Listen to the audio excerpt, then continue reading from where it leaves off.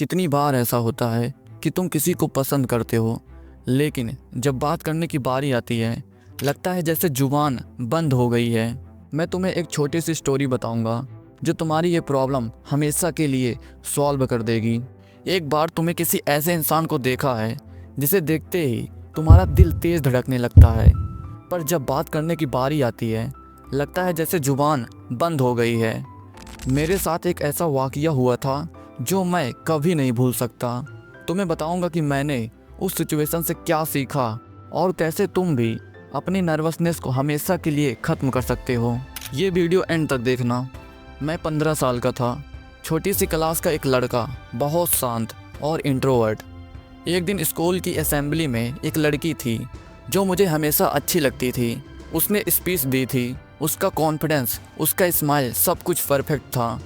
मेरा मन करता था कि जाके उससे बात करूं, पर डर लगता था कि अगर उसने इग्नोर कर दिया तो, या ये बात प्रिंसिपल को बता दिया तो क्या होगा। ऐसे सवाल मेरे दिमाग में चलते रहते थे।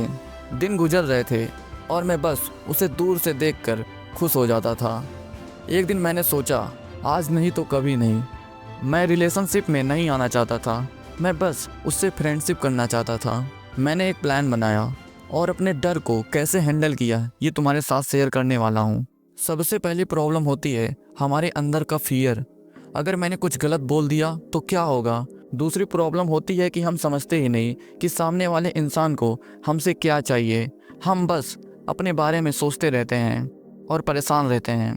उस दिन जब मैं उस लड़की के पास जा रहा था, मेरे दिल का धड़कन तेज हो रही थी, हाथ कांप रहे थे। मैं अपने माइंड में पहले ही हार मान चुका था कि मैं उससे बात नहीं कर पाऊंगा। लेकिन मुझे एक चीज़ समझ आई, अगर मैं उस मोमेंट को मिस करता तो ये रिग्रेट हमेशा के लिए रह जाता। How to start a conversation naturally. सबसे इम्पॉर्टेंट बात, तुम्हें रियल रहना होगा। जब मैं उस लड़की के पास जाके सिंपल सा एक सेंटेंस बोला, प्रिया तुम्हारी स्पीच बहुत अच्छी लगी, तो उसने बिना किसी हेसिटेशन के स्माइल करके रिप्लाई किया, थैंक यू सौरभ। यही होता है मैजिक। जब तुम जेन्युइन होते हो, सामने वाला कनेक्ट करता है कि तुम जेन्युइन हो। एक्शनेबल टिप तुम्हारे लिए, शुरू करना हमेशा एक कॉम्प्लीमेंट से करो, लेकिन वो कॉम्प्लीमेंट फेक नहीं होना चाहिए। जो तुम्हें सच में अच्छा लगे वही बोलो। उस दिन मुझे एक और चीज़ समझ आई, लोग उन्हीं लोगों के साथ कंफर्टेबल होते हैं जो उनकी बातें सुनते हैं। जब उसने मुझे अपने बारे में और अपनी स्पीच के बारे में बताया, मैं सिर्फ उसकी बातें सुन रहा था। उसे लगा कि मैं जेन्युइनली उसमें इंटरेस्टेड हूँ और हमारी फ्रेंडशिप वहीं से शुरू हो गई। वो अब जब भी मिलती है तो अब मेरे धड़कन तेज नहीं होता है। मैं उससे बिना डरे मैं उसका हाल चाल पूछ लेता हूँ। एक्शनेबल टिप तुम्हारे लिए, जब तुम किसी से बात करो उनकी बातों में इंटरेस्ट लो। सिंपल सवाल पूछो, तुम ये इतना अच्छा कैसे कर लेते हो, या तुम्हारी वॉच बहुत बढ़िया लग रही है, कहाँ से खरीदा। तुम्हें खुद पता चलेगा कि कन्वर्सेशन नेचुरल फ्लो में आएगी। कॉन्फिडेंस का मतलब परफेक्ट होना नहीं है।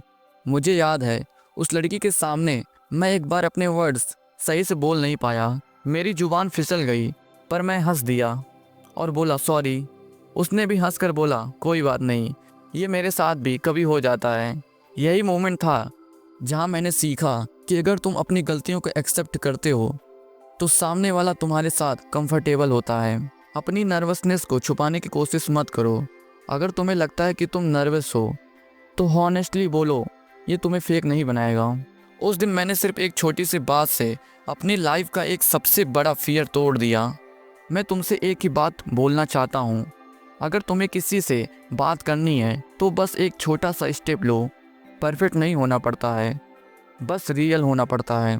तुम मुझे बताओ, उस इंसान से बात करने में तुम्हें सबसे ज़्यादा मुश्किल क्या होती है जिसे तुम पसंद करते हो। कमेंट करो। और अगर तुम्हें यह सीखना है कि किसी भी सिचुएशन में, किसी भी जगह और किसी भी इंसान से कॉन्फिडेंटली कैसे बात करें, तो मेरी अगली वीडियो देखो जो यहाँ एंड स्क्रीन पर है। तुमसे वहीं मिलता हूँ।